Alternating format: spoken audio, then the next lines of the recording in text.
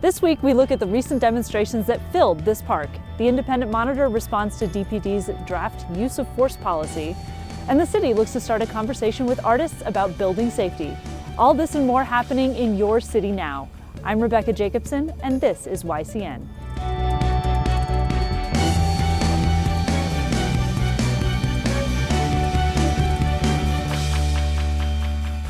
Denver's downtown was occupied last week by 2 days of demonstrations, protesting the country's new president and his administration's stated policy goals. Hey, hey. Oh, oh. Donald Trump has got to go. Hey, hey. Oh, oh.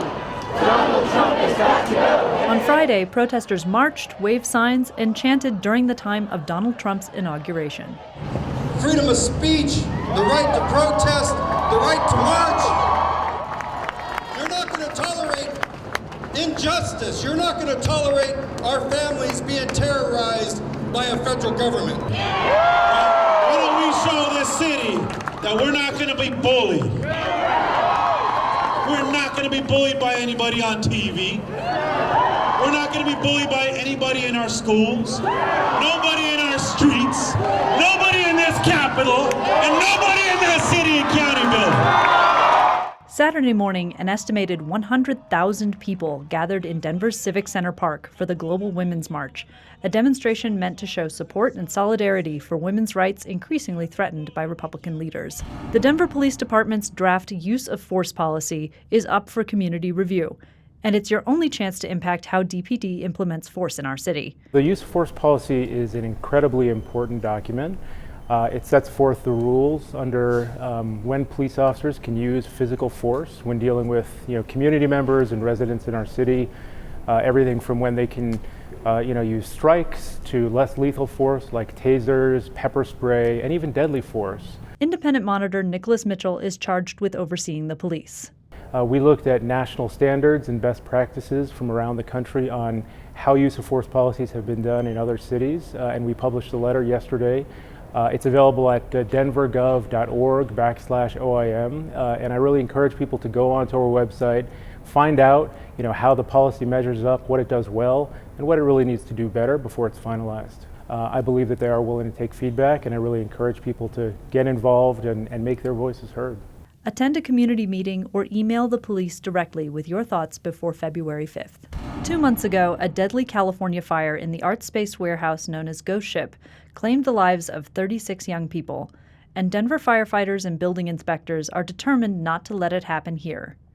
In December, inspectors evicted artists and musicians from local art colony Rhinoceropolis, citing safety concerns. Code is designed by disaster. We have that saying in the fire service. And what it means is that those codes came about because of some level of tragedy. In a meeting bringing together city officials and members of the artistic community, both sides seemed eager to find a solution, although some from the arts community had strong feelings about how much one side has given already without reciprocal support. We built this town. There would be no Denver Art Museum without artists. There would be no MCA Denver without artists. Every cultural institution in this town came from us.